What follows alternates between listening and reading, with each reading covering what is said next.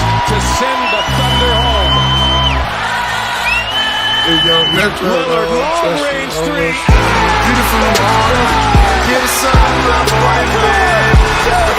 Ladies and gentlemen, welcome back to CO Sports Talk. It's a midweek episode, and we are back. Yesterday, Wednesday, July 20th, was by definition probably the worst sports day of the year here in the United States, as MLB was on its all-star break with no home run derby or all-star game, and the NBA, MLB, and NFL are all not MLB, NHL are all in their off seasons. So there's no international soccer going on besides the women's Euros. So there's really not much going on right now. However, we're still going to make a good episode for y'all today. Actually, so yeah, besides yesterday, wasn't much to talk about, but besides that, we had a good MLB All-Star break. We are back today for some MLB baseball, and yeah, so another midweek episode. Let's get started. The first, major event of the All-Star weekend. You get the Futures game, celebrity softball game, but the one that everyone tunes into is the Home Run Derby. And we had 8 contestants per usual. Let's see if I can rattle them off from the top of the head. We had Kyle Schwarber, Corey Seager, Julio Rodriguez, Albert Pujols, Jose Ramirez, Pete Alonso. No. Soto, obviously, he won it, and then Acuna. So those are the 8, and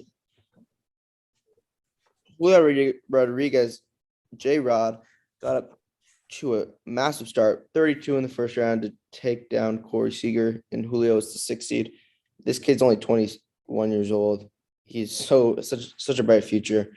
And Soto, who won it, just 23. And we'll see where Soto's going, because they have been shopping offers from 7 teams, including teams like the Mets, the Giants, the Cardinals, the Dodgers. Teams like that, Yankees. So he's got and Padres. So he's going to go probably to a pretty good team if he gets moved, and it's going to take a lot, like one of the biggest packages we've ever seen in MLB history, because this kid's 23 and is a superstar. And but that's besides the point. We're talking about the home run derby. Julio got off hot, hit 63 in his first 2 rounds.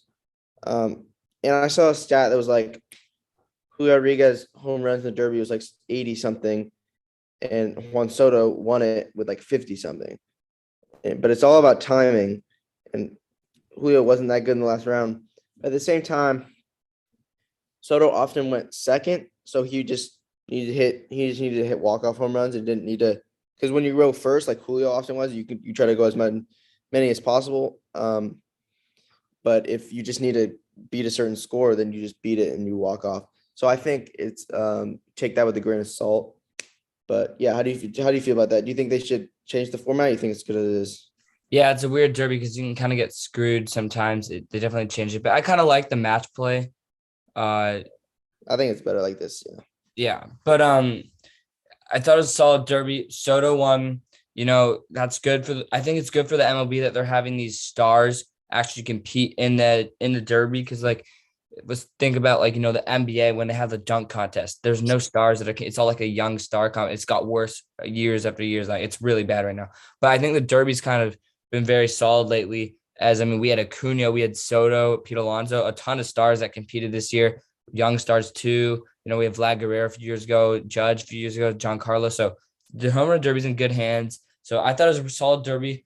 And I thought it was kind of ironic too that Soto won right after he was kind of going a little bit viral because he rejected that deal and everyone kind of wanted him. So it maybe helped his trade value even more, winning that home run derby right when everyone was talking about it. Yeah, exactly. It's going to take they want a range of prospects to MLB ready players. So for the Giants, for example, it's going to probably take Marco Luciano, probably Kyle Harrison as well. I don't know how I feel about that yet. I don't know if I would be down for that. For me to feel good about that, I would want, if that trade happened, I would need Soto just signed like a 15-year extension right away. I would just want him locked in. So because if he leaves, then you just gave away your prospects. Kind And of it'll probably Bryant. take guys like I don't know, maybe like it'd probably take like Bart and Yastrzemski or Slater, like just like maybe. And I saw Logan Webb. I wouldn't do it if Logan Webb's involved. I think I don't know. It's a lot of stuff to give up at the same time for one player, but One player can't make a baseball team, so it's just I would super not. tough. Yeah. But yeah, it's definitely it is interesting that I mean the Nats are going to get a lot for him no matter where he goes. And then on Tuesday night we had the All-Star game. The AL won once again, man. The NL can't buy a win. 9 straight. 9 straight. That's crazy. But this time the NL actually started up on top, I believe, and then the AL had a comeback. And Tony Gonsolin, Mr. 11-0, blows it. So Dodgers fans in shambles. Yeah, I don't really know what it is. Like, obviously, like talent levels are very similar across 2 leagues. So I don't understand why AL is so dominant in All-Star games. But Yeah. Well, I mean, it starts to go Goldschmidt homered, as you've seen on your screen. Mookie Betts singled, but then Brian Buxton, which I'm glad he's playing well, had a big homer along Giancarlo Stanton. So it's kind of my type of MLB game. Good defensive battle with homers. I thought it was a pretty solid game. yeah, All-Star game is really fun. And I just like what they do with the whole mic'd up kind of stuff. Yeah. Cool. Alek Manoah, like he was talking to him, like talking to announcers while he's pitching, which was cool. And then they had Nestor Cortez and Jose Trevino, the Yankees battery duo, and you could hear Trevino like, "Oh, what do you want to throw here?" And then Nestor would respond. Like it was just cool, like being in the game. Unfortunately, our giant Jock went 0 for 2, but it's all right. Struck out. Alek Manoah struck him out. Yeah. I only had 5 hits. And then Rodon didn't play, so yeah, that's annoying. I mean, if you're gonna play in the all, was that injury or literally just the coach didn't play? Some like is like a blood blister or something. Okay, yeah. So because the coach will play everyone no matter what, even if it's not. It wasn't a DNP. It was like a injury. Right. That's good. But yeah, solid. I thought LA was a pretty good venue as well, even though obviously they're a rival. But obviously, I don't like the stadium that much. But like, it's just kind of all the stars come out, the celebrities come out when it's in LA versus in somewhere. I'm not calling anywhere out. Yeah. Also, my favorite part of All-Star game honestly is like the introductions of the players, and booing the Astros players is so lame to me. It's so corny, especially dudes like Kyle Tucker, Framber Valdez, who weren't on the team. What they do? They're just wearing the uniform. They have the balls to show up to LA, who hates the Astros. Just let it be. Like if it's Altuve, it makes a little more sense. But Altuve, I don't know why he didn't play. I don't think he showed up. I think he's injured or something, or maybe he opted out. I don't know. I mean, my uncle, diehard Astros fan, he'll go on about how Altuve did not cheat. He says it to the state. He says Carlos Correa, who did cheat, claims that only 3 guys did not cheat, and Jose Altuve and JJ Redick were included in those. And Altuve knew about it going on, but he did not like it and did not cheat. That's what he claims. So I don't know. And he was just self-conscious about them taking his shirt off. That's why he didn't want that. That's what my uncle says. But we'll see. I don't know. The booing, it's a fact that Altuve is still very, very good, even after. So it's not like that's what made him good if he did cheat. Yeah, he's still starting all-star second baseman. So. Yeah, but all-star game. Yeah, it was all right. I mean, 3-2 is kind of boring, but yeah, like all-star game, I want offense to be honest. But at the same time, it's the best pitchers in the game, best hitters in the game, and it's kind of a pitcher's game at this point, so it makes sense. We're gonna give you guys, since we're at the halfway break of the MLB, and that's the only sport going on right now, we're gonna give you guys our predictions, our mid-season MLB predictions. Before we get into our mid-season awards, though, we're gonna quickly touch on the British Open. The golf major that just occurred, as it was a pretty solid one. It was a up and down one, but Cam Smith ended up getting it, and we're going to bring on a guest caller to touch on that. Golf insider here, Julian Galindo, also a very good golfer himself. But Julian, first of all, what was your thoughts on the winner? It was a really solid Sunday. Cam Smith, though, bringing it home. Yeah, congrats to the Aussie, man. He's a beast of a putter. Putt for dough. I just think that was a perfect example of drive for show, putt for dough with Rory out driving him on those holes. But it's that putting that brought him in for him. Yeah. And then in second place, that was kind of a surprising little event from Cameron Young. The two Camerons got second. So do you think Cameron Young could be a little upcoming star here? Yeah, already 25. I mean, his swing is pure. He's got a little pause at the top, low fluid tempo. He is sponsored by the MLB, though. He rocks that MLB logo on his polo, so I don't know what that's about. But, I don't really see much future for this kid just because, I don't know, he hasn't really been showing up. But, hey, this is a good turnout for him. I just don't really see potential from him. I see more potential from guys like Victor Hovland, Joaquin Neiman, Max Homa. I look forward to seeing the future for those guys. And Will Zalatoris, of course. Oh, of course. Dude, I knew Will wasn't going to place high just because this was a link-style golf course. But, Will, there's many future major wins for that kid. Yeah. Local, too. Mariners Point home course. Sure. And then lastly, Rory McIlroy, Victor Hovland, you already mentioned, even Fleetwood, they kind of petered out on the last day. You think Rory will ever win, a major again? Yeah, for sure. I mean, Rory said recently he's trying to he's really finding back his passion for golf. He kind of took a little hiatus there with his kid, which is obviously rightfully so. But seems like he's back grinding, and I see him winning a lot in the future. So we'll see. Yeah, and then the elephant in the room, even not relating to the British Open, is Tiger Woods, man.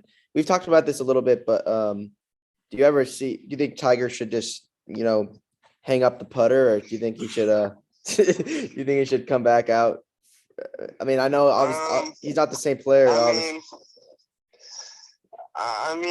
He don't got much power left in that leg, so yeah, he's got to generate somewhere else, and I don't know, man. Yeah, I think that's going to be left to Tiger, but we'll see what happens, and a lot of talk around golf with this live tour. So that's my last question. What's that, Julian? What's your opinions on the live tour? Or my last question, Julian, is you're right now. Let's just say hypothetically you're a pro golfer. You're 30 years old. Liv's offering you a bag. Are you going to the live, or are you sticking with the PGA? Because personally, I'm taking that bag. So yeah, I've thought about this myself, and if I was someone like Pat Perez, this would be 100%. I'm going to live, right? Because he's like 45. He's got to be in his late 40s. He's fine for the cut. But if I'm someone young like Joaquin Neiman or Victor, I ain't moving. Because next thing you know, a couple of years go by, Liv's dead.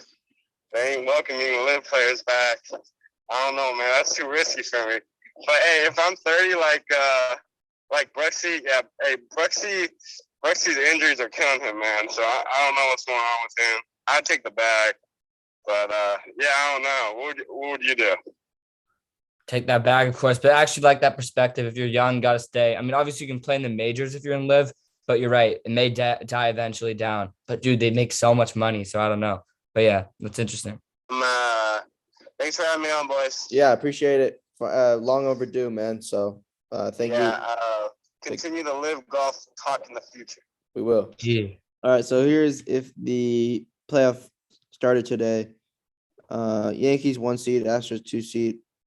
I think it will stay this way. And then the last division winner will be Twins. They're going to win the division. They don't really have a real threat there. So I think these top 3 seeds will stay. And Seattle's riding a 14-game win streak.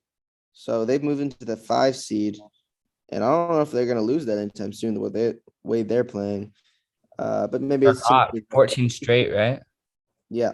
Maybe a team like the Red Sox or maybe even the Orioles could sneak in there. But yeah, a lot of AL East here, 3 out of the 6. And same with the NL East, 3 out of 6 here. So 6 out of 12 teams are from the East, as this comment says as well. And yeah, I also like the way this is shaping out. Brewers are kind of fraudulent, but I disagree. I think Cardinals win that division. And Brewers drop down to wild card, and I think Giants get this 6th spot, and Phillies don't make it. But other than that, I like this. Yeah, I like that. So, in the AL right now, you're right. The AL East is dominating, and that was as of predicted. By the way, we had a bet that the Orioles, who are 500 right now, Oliver, what was that bet we had? I said that if they don't finish last place, I'd give $50 to Okay. someone. Well, then they are still in last, but they're close to the Red Sox. They're only a game and a half back. So I I'm a think we little only worried. had, I like, two think we have, comments. and I'm pretty sure only 2 people commented. It was you and Conrad. So I'll put you guys in a generator, and whoever wins, I'll give $50 to, I guess. Bet. So yeah, Orioles playing well. The whole AL East is dominating right now. So I like all those teams to stay. And then the Twins are doing very solid. However, the Cleveland Guardians are coming back on them, only 2 games back. And the Houston Astros are absolutely killing it, and the Seattle Mariners. So yeah, the AL, I actually like that to stay the same as it is right now. The only team that I could see maybe change is the Cleveland Guardians taking over for maybe getting a wild card spot for Toronto. Because Toronto, I feel like, has been the biggest letdown so far, even though they're still in the playoffs. Remember, we were hyping them up. They were my 1 seed prediction. Not looking too good. They just don't have the pitching, which I thought was one of their strong suits. But Yeah. you say Kikuchi has been a huge letdown. Hyunjin Ryu has not been good. Gosman's been great. Manoa's been great. And Berrios has been just average. So, and then that bullpen is terrible. So that the pitching has really been the downfall. Offense is still all right. Guerrero's having a down year compared to last year, but he's still doing well. Still started at first base in the All-Star game. But yeah, I think they can turn it around. They just need to make some moves at the deadline, get some arms. Yeah, and then in the NL, I think it's pretty obvious right now that the Brewers, the Mets and the Dodgers will probably win their divisions. The Brewers and the Cardinals are in kind of a tight battle, so I can maybe see the Brewers choking and the Cardinals getting that. The Giants beat the Brewers in the series 3-1. So I actually like the Cardinals to get that 3 just because they're going to win their division, I think. Same. And then I think the Phillies are going to fall off a lot, and I think that the Brewers, Giants are going to get the wild card with the Padres. So yeah.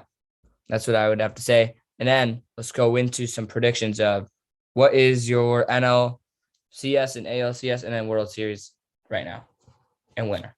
I do like Dodgers. Oh man, if we get another Dodgers Braves series, I do like Braves. I like Braves Mets in the NL. I think the Dodgers choke again. Braves own them kind of. Not really. It's kind of just last year.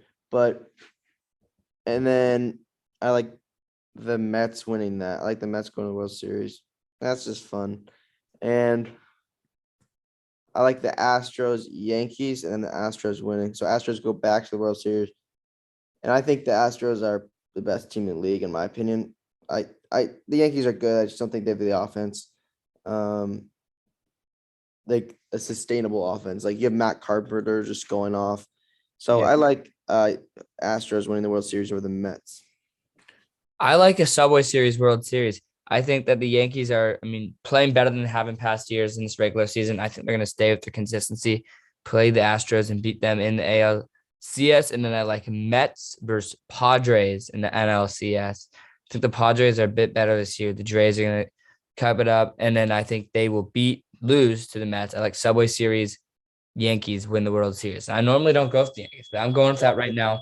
They're balling right now. That noise is a little loud, but yeah. So there we have it. And then Oliver, give us your Cy Youngs and MVPs, and and I also want to say one of these teams will probably have Juan Soto, so that'll probably change how you look at it. So when I'll go through my AL MVP, or I'll go NL first. NL MVP is easily Paul Goldschmidt for me. Honorable mention to Manny Machado and Pete Alonso. And Cy Young, it's Shane over in the NL. I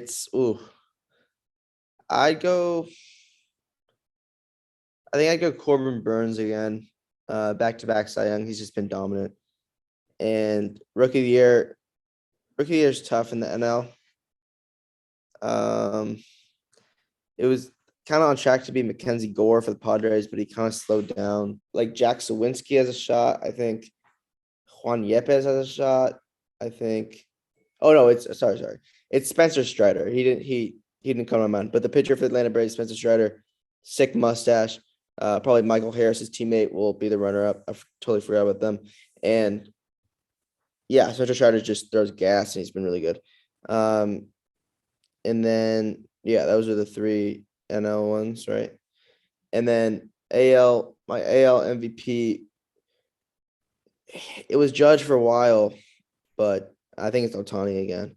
I mean, he's been a better pitcher this year than he was last year, and he's been a worse hitter. But at the same time, he's still hitting bombs, and he's been arguably top. He's been a top 3 pitcher in the AL, and he can do that while stealing bases, playing off DH every day. He's unreal. Aaron Judge though could possibly win this. I think it's kind of like an Ohtani Vladdy thing, like where Vladdy was just far and away the best hitter last year, but he had to face Ohtani, who was doing both, right? So I think that's kind of a similar predicament. And from the Rays, Shane McClanahan is going to win Cy Young. Kind of his first. He's not a rookie because he has some experience. I think he was in the playoffs last year. Played last year, but kind of his first time being an ace with Tyler Glasnow out, and he shined under a 2 ERA. All these great things. Got the start in the All-Star game. And the Rookie of the Year, it's Jeremy Pena or Julio Rodriguez. I give it to J-Rod. J-Rod's a stud. Just started off slow, but he's on a heater. So yeah, there you go. I'll start with the AL. I actually don't like Ohtani to win. I don't like Ohtani to win MVP. I think it's between Aaron Judge and Yordan Alvarez. Yeah, Yordan too.